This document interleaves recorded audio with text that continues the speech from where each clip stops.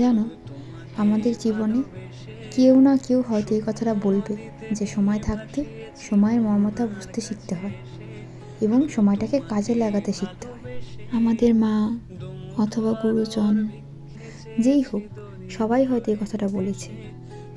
তো এই টোট ব্যাগটা অনেক দিন আগেই এমব্রয়ডারি করেছি, বাট অলসতার কারণে আর এডিটিংটা করা হয়ে ওঠেনি।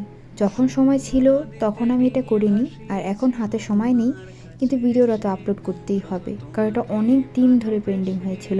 এমনকি আমার একটা ফ্রেন্ডও আমাকে মেসেজ দিয়ে বলেছে যে তাড়াতাড়ি ভিডিওটা আপলোড কর। বাকি কাজটা দেখার জন্য খুব এক্সাইটেড আমি।